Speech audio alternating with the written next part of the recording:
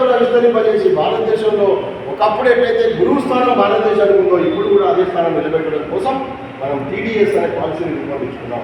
ఒకటి అంబేద్కర్ గారు చెప్పినట్లు టీ, ఈ టీని ట్రిపుల్ టీ, 3 టీలు సార్ మాట్లాడి ఇంతకుముందు చెప్పారు సార్. ఒకటి మన టైం, పొరపాటులో కూడా నీ టైం ఇతరులకు కేటాయించదు, పోయిన టైం మళ్ళీ రాదు. నీ జాతి కోసం, నీ కుటుంబం కోసం, నీ ఆరోగ్యం కోసం మనం ఎవరి కోసమో కేటాయించి మన టైం అంతా వేస్ట్ చేసుకున్నాము. ఇప్పటి నుంచి ఒక్క సెకండ్ కూడా వేస్ట్ చేయదు, ఎవరి కోసమో కేటాయించద్దు. మన కోసమే మన టైం కేటాయించుకున్నాము, మన జాతుల కోసం కేటాయించుకున్నాము, మన బీసీ వర్గాల యొక్క విముక్తి కోసం మన టైం కేటాయించుకున్నాము. రెండోది టాలెంట్. ఎంత టాలెంట్ ఉంది మన లోపల అంటే చెప్పి కదా, అగ్గిపెట్టలో చీరలు వేసేటువంటి టాలెంట్ ఉంది, గొప్పగా భవనాలు కట్టేటువంటి టాలెంట్ ఉంది, మనకు గొప్ప ఆభరణాలు తయారు చేసే టాలెంట్ ఉంది. ఎక్కడైనా ఎక్కి ఆ పైన జెండా కట్టినట్టే కట్టొచ్చుకోడు మనడే. అందరికంటే పైన కట్టాలి జెండా అంటే ఎక్కి కట్టే ధైర్యం ఎవరికి ఉంది? అది బీసీలకే ఉంది, గుర్తుపెట్టుకోండి. కాబట్టి మన టాలెంట్ ఆట ఆడతాం, పాట పాడతాం, గజ్జగడతాం, అంత టాలెంట్ ఉన్న మన టాలెంట్ వేరే వాళ్ళకి దానం వస్తున్నాము. అంబడి కాసం మన తాతలు చేస్తే ఇప్పుడు మనం బిర్యానీ కాసం చేస్తున్నాం. మన తాతలు అంబడి కాసం చేస్తే మనం ఏం చేస్తున్నాం? ఇప్పుడు బిర్యానీ కాసం చేస్తున్నాము. 2 ముక్కలు 2 సుక్కలు దెబ్బతే పడిపోతున్నాం. కాదు, బిర్యానీ కాసం కాదు మనం చేయాల్సింది పరిపాలన కోసం, రాజ్యం వేరేటువంటి రాజులు కావడానికి మనం ప్రయత్నం చేయాలని ఈ సందర్భంగా మీకు తెలియజేస్తున్నా. ఇంకోటి మీ యొక్క ట్రెజరీ డబ్బు, ఎంత కష్టపడితే అప్పుల పాలైనావు, అవతల వడ్డీలు కడుతున్నావు, పైసలు వచ్చేట్లా ఎట్లా చెప్పండి. మళ్ళీ ఒక 100-200 తెచ్చి పెద్ద ఫ్లెక్సీ కట్టాడు. పెద్ద దూరకు ఒక పెద్ద ఫ్లెక్సీ కట్టాడు. మళ్ళీ ఆ పైసలు 100 తీసుకుంటే నాకు ఎప్పుడు ఇస్తామని అంటే ఇస్తా కూడా నెలలు కలిసినా ఇయ్యం. అంటే ఏం కర్మ, అప్పులు చేసి మన జేబులో పైసలు తీసి మందికి ఫ్లెక్సీలు కట్టాక అవసరం ఏమొచ్చింది ఆలోచించుకోవాలి.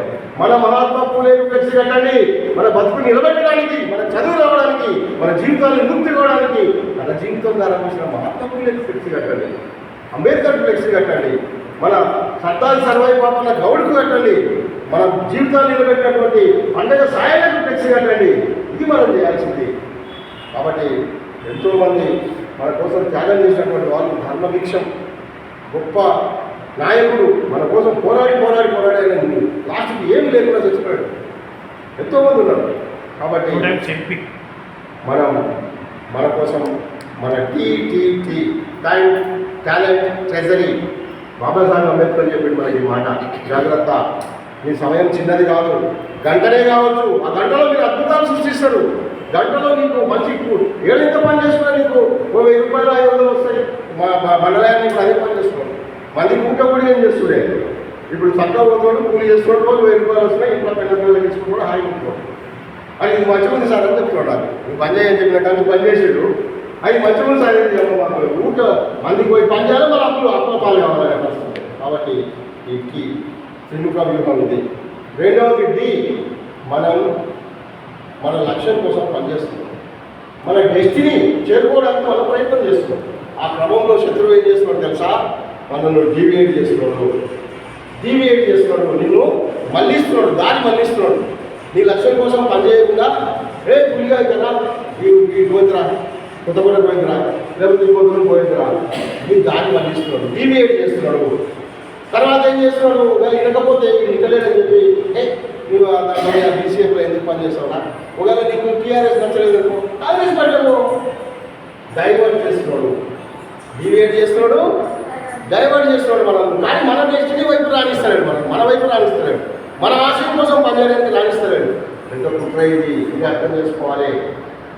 కాబట్టి ఇది రెండోది డీవియేషన్ అయిపోయింది, డైవర్ట్ చేయడం అయిపోయింది. వినకపోతే డిస్టర్బ్ చేస్తాడు, వినకపోతే ఏం చేస్తాడు? డిస్టర్బ్ చేస్తాడు. నీవేం పని చేస్తున్నావు పని. మన జంగమైపల్లి నుంచి ఒక పిల్లాడు వచ్చి మన ఎంబడి పని చేయడానికి వచ్చాడు, బీసీఎఫ్లో పని చేయడానికి వచ్చాడు. వెంబడి ఆ పిల్లాడు ఏం చేశాడు? ఆ స్నేహ చికెన్ సెంటర్లో రెడ్డిలకు ఫోన్ చేసి ఆ ఉద్యోగం దగ్గర తొలగించేసాడు, పిల్లలు తొలగించేసాడు. డిస్టర్బ్ చేయడం అంటే నీ ఆశయం వైపు నిలబడ్డావనుకో, కలబడ్డావనుకో, నేను డిస్టర్బ్ చేసే ప్రయత్నం. అయినా భయపడకు, బతకడానికి ఎన్నో మార్గాలు ఉన్నాయి, బతకడానికి ఎన్నో ప్రయత్నాలు ఉన్నాయి. వెంబడే మనం అమ్మడానికి వేరే ఇంకో చోట మనం పని కట్టించినాం, ఇంకో బ్యాంకులో ఎన్నో కార్పొరేట్ సంస్థలు వచ్చినాయి, ఎక్కడన్నా బతకొచ్చు మనం. కాబట్టి భయపడదని చెప్పి చెప్పడం జరిగింది. మూడవది మనం చేయాల్సిన పని, ఇది కాశీరామ్ గారు చెప్తారన్నమాట. మెయిన్గా ఏదైనా నీ ఉద్యమం చేస్తే వట్టి మాటలు చెప్పకు, చేసేదే ప్రజలకు చెప్పు, చేసేదానికే నువ్వు కృషి చేసేదానికే మాట్లాడు. కాబట్టి సీరియస్గా పనిచేయాలి. ఊరు బీసీపీ జై రాజ్యం రావాలి, మన భక్తులు మారాలి అని మీటింగ్ పెట్టుకుంటుంది. 5 ఎక్కడెక్కడ దొరుకుతుంది, మన ఇంటికి పోతుంది అయిపోయి. కనుక నిరంతర కార్యాచరణ ఉండాలి. మనకి నిరంతరం మన తోటి BCP teach the people, reach the people, ప్రజలను చేరుకో, ప్రజలకు బోధించు. ఈచ్ వన్ టీచ్ 10, ఒక్కొక్కరు 10 మందిని దత్తత తీసుకొని సీరియస్గా పనిచేయాలి. 10 మందిని రోజు 10 మంది 20 మందిని టార్గెట్ పెట్టుకొని మన పిల్లలకు మన నాలెడ్జ్ ఇవ్వాలి. నువ్వు తెలుసుకో, తెలియజేయి, తెలుసుకో, తెలియజేయి, చైతన్యం చేయి, భావజాలను ప్రచారం చేయాల్సిన అవసరం ఉంది. ఇది మనం చేయాలి. మన వాళ్ళు నోరు మూసుకొని మౌనం వహిస్తుంటారు, ఏం మాట్లాడారు, ఇంకోటి చెప్పరు, వింటారు, తన మైండ్లోనే పెట్టుకొని అసలు ఇంట్లో కూర్చుంటారు. అది కాదు. మనం నోరు విప్పాల్సిన సమయం వచ్చింది, మనం మాట్లాడాల్సిన సమయం వచ్చింది. ఇంకా మౌనం వహిస్తే మన జాతులు అంతరించిపోతాయి, మనకు రాజ్యం రాదు, రాజ్యాధికారానికి రాని జాతులు అంతరించిపోతాయి. ఇది అంబేద్కర్ గారు చెప్పారు. నిజంగా కూడా ప్రపంచంలో జరిగింది అదే.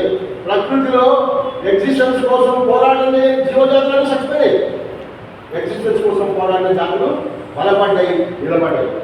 మనం కూడా బలపడాలి, నిలబడాలి, మన హక్కుల కోసం కలబడాలి, మన రాజ్యం సాధించుకోవాల్సిన అవసరం ఉందని చెప్పి దీనికోసం మనం సీరియస్గా పనిచేయాలి.